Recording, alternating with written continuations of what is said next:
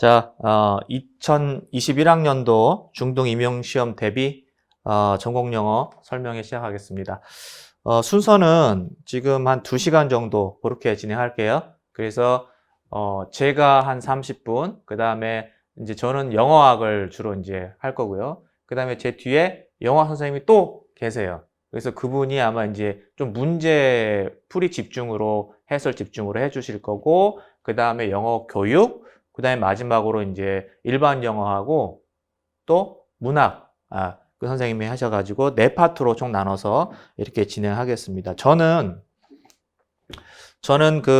일단 임용시험 전체적인 큰 그림 한번 그려드리고요. 그리고 영어학에 대해서 전체적인 맥락을 그렇게 소개해 드릴 테니까 제가 말씀드리는 요 과정에서 시험이 어떤 시험인가를 좀 큰 그림을 정확하게 잡으시고, 그리고 내가 어떻게 공부를 해야 되는지를 그거를 좀 정확하게 잡으시면 오늘의 수학은 그걸로 될 것 같아요. 전체적으로 내가 수험 기간을 1년 정도 잡고 거기서 어떻게 이제 어느 시점에서 무엇을 하고 이렇게 해서 방향을 잡아가는 큰 방향을 잡는다면은 그 큰 수학이 될 것 같습니다.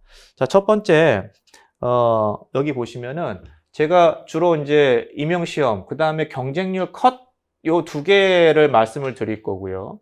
그 다음에 이제 예시 문제 풀이를 들어갈 건데, 이게 문제 풀이, 즉 의문론만 제가 들어갈 거고요. 근데 저는 의문론만 하는 게 아니라 영어학을 다 하는데 뒤에 영어 선생님이 또 계시기 때문에 저는 의문론만 하고 뒤에 이제 영어 선생님이 통사론하고 문법 쪽 그걸 풀이를 한번 해드릴게요.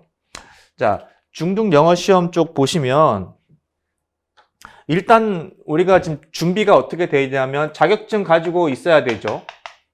교원 자격증이 하나 이제 가지고 있어야 되고, 그 다음에 한국사 상국 가지고 있어야 되죠. 요거 다 준비됐어요? 네. 자, 이게 준비되면은 자, 달리기 시작하는데, 그래서 올해 이렇게 쭉 공부를 하셔가지고 시험이 지금 올해 대비 날짜가 그때마다 살짝 변경이 있긴 하는데, 올해 날짜로 지금 1차 시험이 11월 23일 날 시험을 봤죠. 네. 그 다음에 이제 2차가 있는데, 2차가 지금 1월 21일부터 22일까지 이제 이렇게 요 중에 날짜가 보게 되고, 그 다음에 최종 이제 합격 통지를 받는 날이 아마 2월 7일 요 정도 될 겁니다. 그래서 여기를 기간을 보시면 거의 지금부터 공부하면은 한 1년간 이 공부를 하는 거예요. 1차를 준비를 하시고. 그 다음에 2차 준비까지는 지금 이게 몇 주입니까? 거의 2달 정도 지금 기간이 있는 거죠. 2차 준비까지는 2달 정도 준비 기간이 있는 거예요. 그래서 1차 준비를 완료하시고 거의 1년간 1차 준비에 집중하시고 1차 준비가 끝난 그 시점으로부터 2달 정도까지 2차를 준비하시면 돼요. 예. 그래서 바로는 안 되겠죠. 바로는 안 되고 이제 1차 준비 끝난 다음에 멘탈 정리 한번 하고, 그리고 한 주 정도 좀 쉰 다음에 그 다음에 2차 준비가 들어가는 거죠. 배점은 여기 100점 이렇게 들어갑니다. 그 다음에 여기 100점 이렇게 들어가죠. 그래서 최종 합격까지가 이것을 합쳐서 200점 만점으로 해서 합격을 정하는 거예요. 근데 여기서 조심하셔야 될 것은 이 시험이 이 2개의 그 배점을 합쳐서 들어간다는 거예요. 그러니까 1차를 합격한 다음에 이제 1차 점수는 무시하고 2차 가지고 들어가는 게 아니라 이 점수가 합쳐서 들어가기 때문에 최대한 점수를 많이 받아두는 게 좋습니다. 그죠? 지금 1차 컷이 경기도 뭐 이렇게 서울 뭐 각각 지역마다 다르긴 하지만 대체적으로 컷이 80점 전으로 본다고 치면, 그죠? 80점 전으로 친다고 치면 이 2차 점수는 거의 한 95점 정도 상회하는 점수를 받아서 175점 정도 이렇게 해서 대체적으로 컷이 이 정도 나오게 됩니다. 그죠? 네. 그런데 여기서 중요한 것은 1차를 1년간 준비해서 80점을 받고 2차 2달 준비해서 95점 받아요. 여기서 말해주는 게 뭐냐면 요 2달 준비해가지고 실수하지 않고 하면은 대부분이 점수를 받을 수 있다는 거예요. 그쵸? 네. 2달 준비해서 대부분 실수하지 않고 2차를 받을 수 있다는 거예요. 요 점수를. 문제는 이거예요. 네. 여기서 컷이 80점이기 때문에 보통 1차에서 1.5배수에서 2배수를 뽑아가지고 2차로 들어가니까 그럼 어떻게 해야 돼? 1.5배수에서 2배수 뽑아서 2차 들어가기 때문에 여기서 최종 합격까지 가려면은 여기서 역전시킬 수도 있어요. 여기서 점수가 낮아서 간단히 턱걸이에 걸려서 여기서 역전시킬 수 있는데 그런 방법은 좋은 게 아니고 최대한 여기 점수를 끌어올려야 되겠죠. 그게 맞는 거죠. 그렇죠? 여기는 끌어올릴 수 있는 한계가 있어. 왜냐하면 2달 준비해가지고 대부분 할 수 있는 작업이기 때문에 이거는 여기서 내가 승부를 보겠다 하면 안 되고요. 여기서 점수를 최대한 끌어올리고 여기는 그냥 다 비슷비슷 하다고 보시면 돼요. 그래서 여기가 지금 컷이 물론 서울 같은 거 올해는 아직 컷이 안 나왔고 작년 같은 경우는 서울 정도 87점이 넘어갔으니까 서울만 따지면 근데 대부분 전체적으로 보면 한 80점대 초반이 돼요. 그럼 내가 컷을 넘기는 것도 중요하지만 합격까지를 생각한다면 이 두 개 점수가 합쳐서 합격까지 가기 때문에 여기를 플러스 알파 점수 5점 정도를 더 받아야 되겠다라고 그렇게 계획을 잡으셔야 돼요. 그래서 1차 점수는 한 85점 정도를 예상하시면 됩니다. 그렇게 받으셔야 돼요. 몇 점 만점에? 100점 만점에. 자, 그러면은 이따가 85점 점수라는 것이 도대체 어떤 수준의 점수인지를 봐야 돼요. 단순히 85점? 그러면 100점 만점에 85점이니까 B 플러스? 이런 게 아니지. 학점 받을 때 B 플러스 그런 개념이 아니에요. 85점 점수라는 게 어느 수준으로 공부를 해야 이 점수를 받아서 1차 통과하고 2차 해서 합격까지 가는지 이것을 정확하게 분석하셔야 돼. 이 점수를. 네. 자, 그래서 중등 임용 시험의 전체적인 그 흐름은 이렇게 들어가고요. 이렇게 들어가고 1차 합격이 여기에 빠졌는데 1차 합격이 올해 12월 한 말에 합격이 들어가죠. 요 중간에 이제 합격이 있어요. 그러니까 합격을 확인하지 않고 2차 준비가 들어가야 돼. 그쵸? 네, 그래서 최대한 자기가 그 컷에 근접했다 싶으면은 바로 2차 준비 들어가는 겁니다. 합격 확인하고 들어가는 거 아니고요. 아직 합격 발표도 나지 않았어요. 자, 그러면은 경쟁률과 컷 쪽으로 조금 더 한쪽으로 1차 시험에 조금 더 집중해서 한번 들어가 볼게요. 자, 여기 보시면 이거 잘 안 보여. 좀 흐른데. 예. 이게 이제 1차 시험의 그 내용이 되는 거죠. 여기 잠깐 보시면은 여기 이제 줄이 이렇게 쳐 있는데 1교시 교육학 들어가고요. 교육학은 지금 배점이 20점이에요. 아까 100점 만점이라고 그랬죠. 1차가.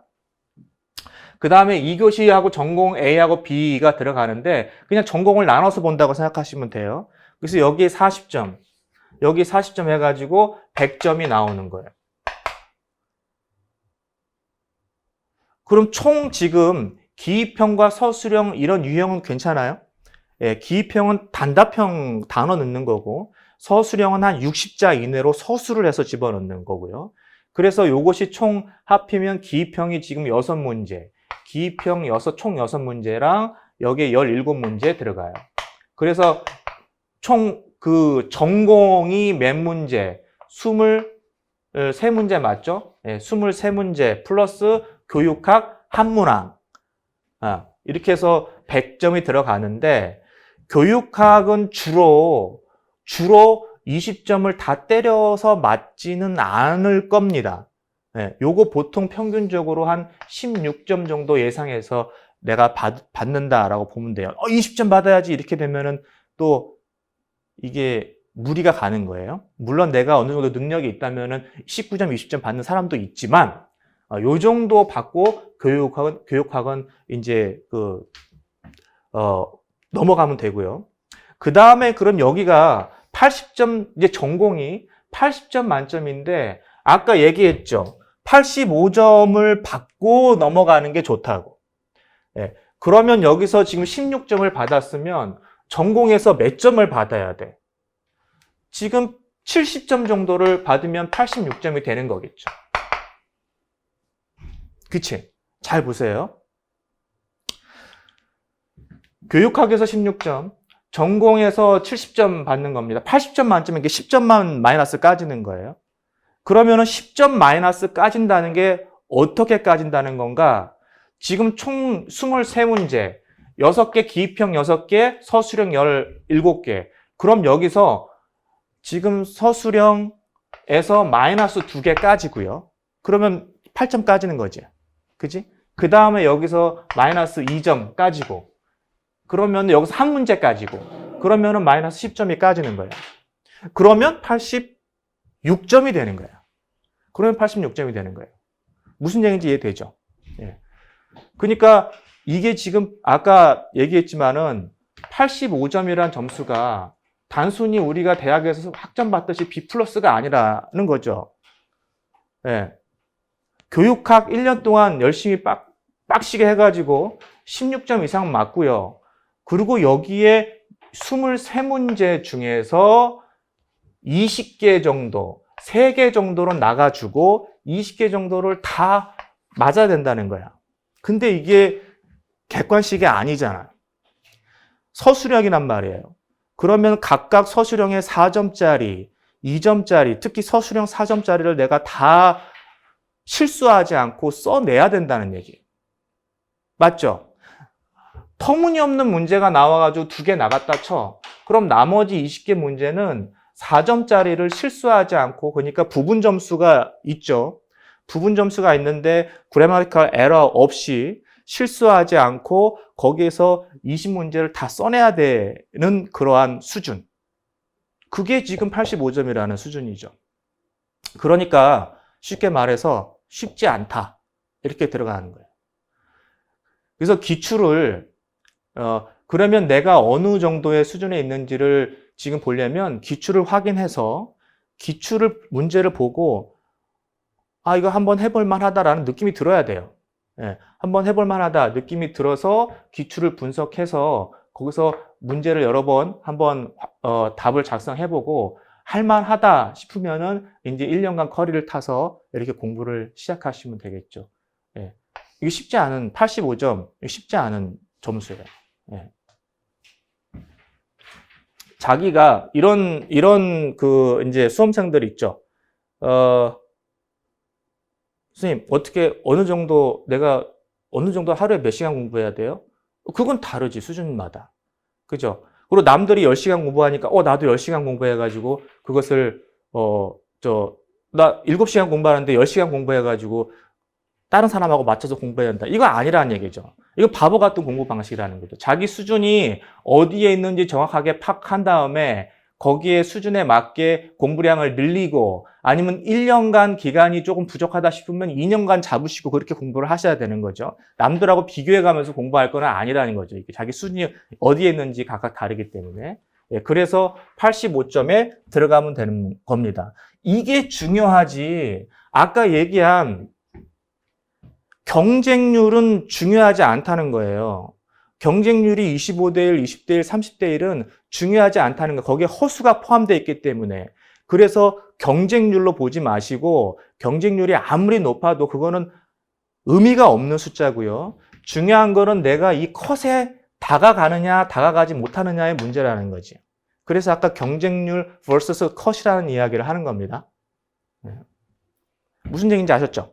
네. 그래서 그 컷에 다가가기 위해서 85점이라는 컷에 내가 접근하기 위해서 어떻게 공부를 하고 이 컷이 85점이라는 그 컷이 도대체 어느 수준에 도달하는 그런 점수인가라는 것을 정확하게 파악하고 들어가셔야 돼요. 쉽지 않은 문제라는 거죠. 자, 그 다음에 문제를 제가 주어진 시간이 있기 때문에 문제를 두 가지 유형 기입형 하나하고 작년 2020년, 그러니까 올해죠. 2020년 거 기입형 하나하고 서술형 하나를 한번 볼게요. 올해 문제를 한번 풀어보셨어요? 안 봤어요? 자, 요거 의문론 문제고요. 문제 한번 길이 한번 볼게요, 먼저. 기입형이에요. 2점짜리니까 기입형입니다. 문제 길이 보시면, 자, 이게 문제 여기서 끝나는 거예요. 물론 이제 글씨가 좀 크니까 4장으로 넘어갔는데, 여기 보시면은, 요렇게. 지문이 상당히 길어요. 네. 지금, 아까 잠깐 얘기하다 말았는데, 여기 잠깐 볼게요. 네. 여기 다시 한번 얘기하다 말았는데, 지금 여기 총 90분, 90분이니까, 여기에 12문제, 11문제예요. 그러면은 내가 한 문항당 요거 서술형은 한 문항당 한 10분 정도 잡으면 될 거예요. 그리고 이 기입형은 한 5분 정도 잡으면 될 거예요. 그렇죠? 그 정도 계산이 나오는 겁니다. 기입형은 5분, 서술형은 10분 정도. 물론 이제 쉽고 난이도에 따라서 차이가 있겠지만 그 정도 시간으로 풀어내시면 되고요. 요 정도 시간이면 내가 모르는 문제 붙들고 있기에는 모자라는 시간. 자신 있는 거 풀 때는 괜찮죠. 아는 문제 풀기에는 괜찮은 시간이에요. 자, 이렇게 해서 문제를 한번 봐볼게요. 기입형 문제 굉장히 길다는 게 올해 문제의 특징이에요. 그러니까 이것이 말해주는 게 뭐냐면, 그러니까 기입형 2점짜리 단어 하나 집어넣는데도 엄청 긴 거야. 지문이. 그러면 이게 말해주는 게 이 지문 읽을 때 로딩이 걸리면 안 되는 거예요. 빨리빨리 읽어야 되고요. 자, 여기 한번 볼게요. 딥송이 두 가지가 있죠. 모음에서 딥송 두 가지가 있다. 이렇게 얘기를 하고, 이 딥송, 이중모음이라는 딥송이 어떤 역할을 하냐면은 하나의 모음으로 역할을 한다라는 거. 그쵸? 두 개의 모음이 아니에요. 우리 눈에는 두 개의 모음으로 들어가 있지만 하나의 모음으로 역할을 한다. 라고 하면서 여기에 싱글 유닛으로 행동을 한다라고 얘기를 해주고요. 그 다음에 또 여기 보면은, 그렇죠. 요거하고는 다르다. 이렇게 얘기를 해요. 뭐가 다르다고 얘기합니까? 여기, singing과 ruin이 여기에 두 개의 모음이 겹쳐져 있는 거, 요거하고는 다르다. 이거는 어떻게? 두 개의 실라블이다. 이렇게 나눠져. 여기까지 괜찮아요? 이렇게 나눠지지. 실라블이 이렇게 나눠지죠. 그죠? 그 다음에 그 단락 넘어가서 그럼 모음으로 지금 이야기를 했고 딥송이 하나의 단위다라는 이야기를 하고 그 다음에 두 번째 동일한 현상이 어디에서도 발견돼? 자음에서도 자음군에서도 발견돼. 그럼 자음 한번 보죠. 네. 자, 여기 보시면 요게 뒤에가 이 단어들이 전부 다 뒤에 자음 두 개로 끝나는 단어들이에요. 그렇죠? 이 단어들이 뭐가 옵니까? 이러한 단어들이 뒤에 이제 모음으로 이렇게 모음으로 시작되는 단어들이 연속해서 올 때 이 두 개가 같이 하나의 실라블에 있다가 뒤에 모음이 있으면은 이 두 개가 이 마지막에 있는 자음이 이 뒤에 모음하고 음절을 형성하는 거죠. 그래서 이것을 뭐라고 부르냐? 리실라피케이션, 재음절화 현상이라고 부르기도 하는 거고요. 어쨌거나 얘네들이 중요한 거는 여기서 하고 싶은 말은 여기에 하나의 이 두 자음은 하나의 음절에 속해 있다가 뒤에 모음이 있을 때는 이 음절이 코다에 있는 자음이 온셋으로 들어가는 거죠. 음절이 바뀌는 거죠.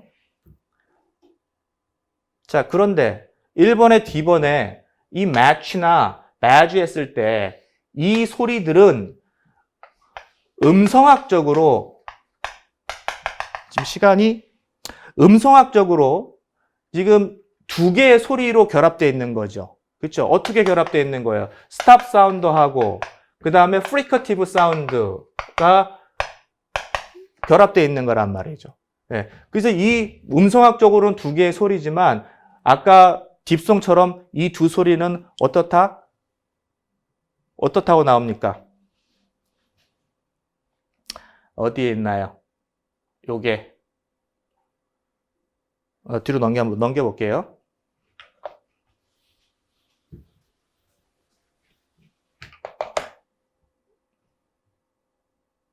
이 두 소리가 지금 쭈루룩 나와서 하나, 아까 요 소리, 요 소리가 하나의 단위로서 역할을 한다라고 하는 내용이 그 아래에 이제 제시되어 있는 거예요.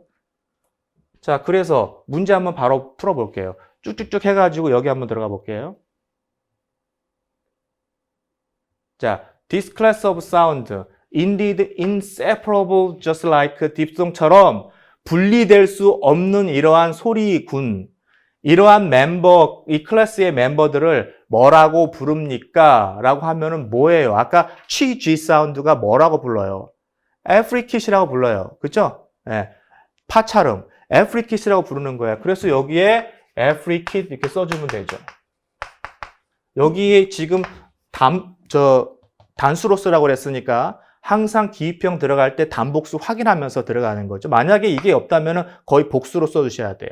그거 조심하시고요. 이 시험이, 이거 한번 보세요.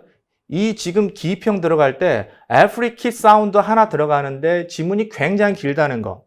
그래서 지문을 빨리빨리 읽어내야지. 5분 안에 풀어내야 하니까 지문을 빨리빨리 읽어내야 돼요. 그럼 지문을 빨리빨리 읽어내야 해서 내가 어떻게 공부해야 돼? 원서를 많이 읽어보셔야 돼요. 원서를 반복해서 많이 읽어보시는 게 중요하고요. 그 다음에 마지막으로 서술형 한번 볼게요.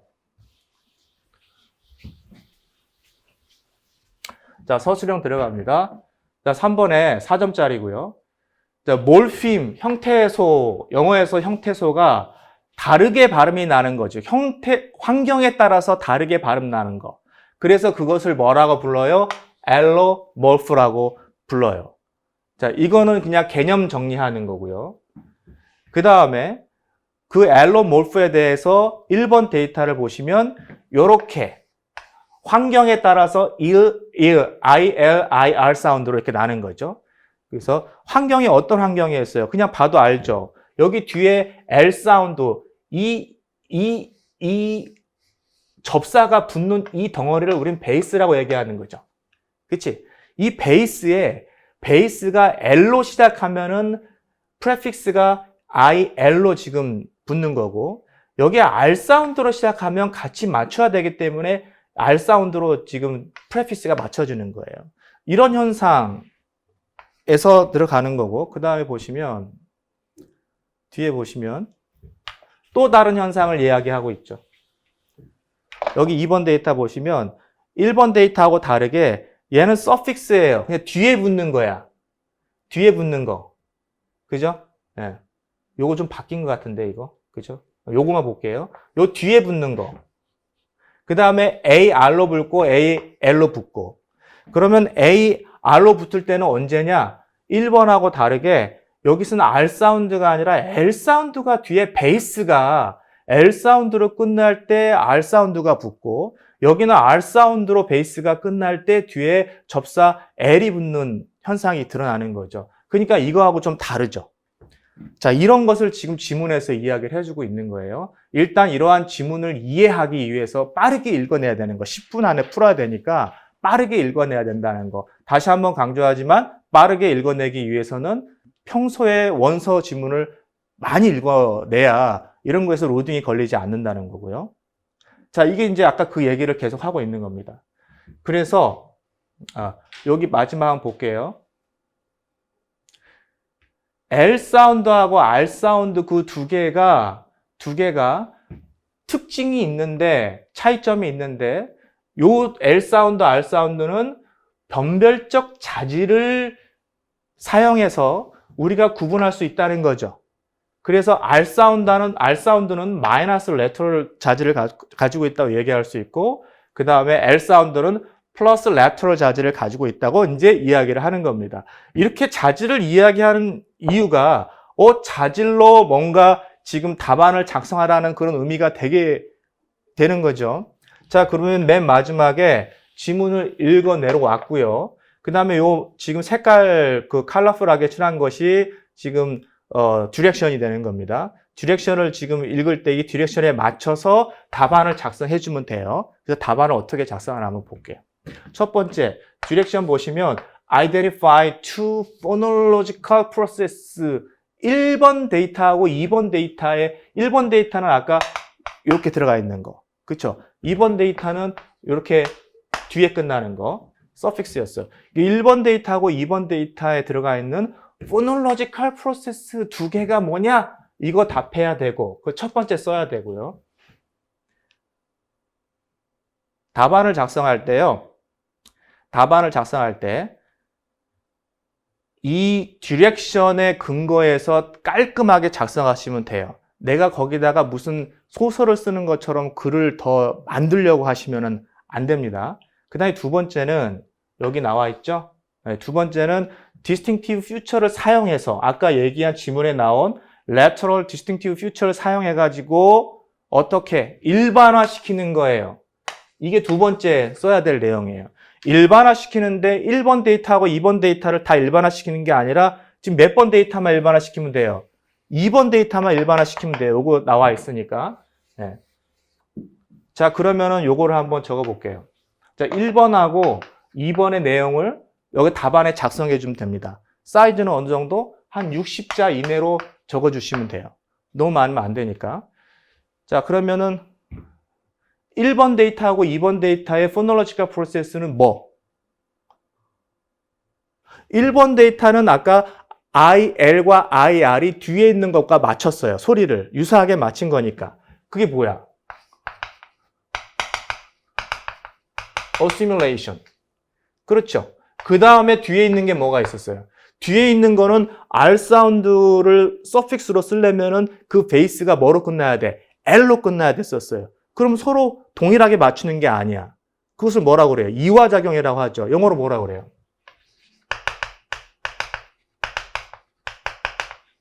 assimilation과 dissimilation 현상이 일어나는 거야. 그럼 이걸 문장으로 표현해줘야 되죠. 문장으로 표현해줘야 돼. 그러면 assimilation and dissimilation are involved in the data. 데이터 몇 개? 데이터 1번과 2번 데이터, 그 다음에 각각 적어줘야 되죠. respectively 이렇게 해서 문장을 완성시키시고요. 자, 이거 볼 때 이런 문장 조금만 연습하면 되겠죠. 어려운 문장 쓰는 게 아니에요. 자, 그래서 이렇게 두 가지가 있다. 그 다음에 2번. 지금 편리상 1, 2번 나왔지만 연속해서 바로 써주시면 돼요. 여기다 연속해서. 그 다음에 일반화 시키는데 아까 여기다 그림을 잠깐 그려볼게요. 이 베이스가 R로 끝날 때는 뒤에 AL을 붙이라고 했고 그 다음에 또는 이 베이스가 L로 끝날 때는 AR을 붙이라고 했어요. 그러면 이것을 지금 쓸 때 이것을 distinctive feature를 사용해서 쓰라고 그랬어요. 그럼 어떻게 써야 돼? 이 베이스가 마이너스 lateral 자질을 가지고 있을 때 이거를 붙이면 되고 요 베이스가 마지막에 오는 그 컨소넌트가 플러스 lateral 자질을 가지고 있을 때는 suffix AR을 붙인다 이렇게 해주면 돼요. 이것을 영어로 작성해 주면 돼. 자, 그러면 어떻게 작성해 주냐? 어떻게 할까요? the suffix 요거부터 시작합시다. AL. the suffix AL은 붙는다. attached 들러붙는다. 네. 어디에 들러붙어요? 베이스에 들러붙는 거죠? 그러면 이 베이스가 어떤지 설명해 주면 되죠. whose final consonant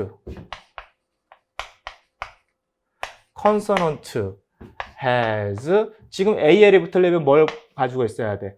마이너스 lateral 자질을 가지고 있는 거예요. 여기다 future 써도 괜찮죠? 첫 번째 일반화 됐죠? 자, 두 번째 반면에 이렇게 들어갑니다. whereas 반면에 똑같이 써주면 돼. 이제 여기서 the suffix AR은 is 그냥 동일하게 써주면 돼요. 그럼 너무 심심하지 않는가요? 문학적으로 조금 문제가 있지 않을까요? 전혀 그런 거 신경 안 써도 돼요. 영어에서 다 봤을 때는.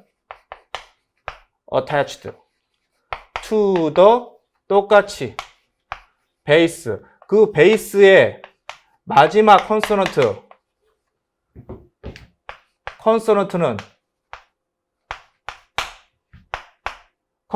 뭘 가지고 있어야 돼? 플러스, 지금 AR이니까 플러스 레터럴 자지를 가지고 있으면 돼요.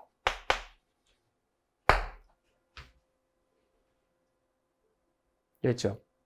요렇게 쓰면은 요거를 연결해서 답안에 작성하면은 한 50 몇 자, 55단어 정도 들어갈 거예요. 그래서 요 정도 사이즈로 작성해 주면 돼요. 자, 이게 채점 할 때 어떻게 들어가냐? 첫 번째 디렉션, 1번 디렉션과 2번 디렉션이 지금 분명히 나눠져 있기 때문에 여기에 대해서 부분 채점이 들어갈 겁니다. 그러니까 하나 틀리면은 부분 점수가 나가겠죠. 예. 그래서 하나 맞으면 뭐 하나 뭐 이렇게 해서 2개 다 맞으면 4점이 되는 거고요. 그 다음에 여기서 문법적인 에러가 있다. 그러면은 또 부분 점수로 마이너스가 들어갈 겁니다. 그래서 이렇게 해서 4점을 맞아가는 거예요. 몇 개를? 20개를. 그래야 1차 통과하고 85점 이상으로 해가지고 2차까지 들어갈 수 있다는 거죠. 무슨 얘기인지 아셨죠? 자, 저는 여기까지 진행을 하고, 그리고 나머지 그 통사론과 학교 문법에 대한 그 설명은 이창호 선생님이 진행해 주시도록 하겠습니다. 저는 여기까지 할게요.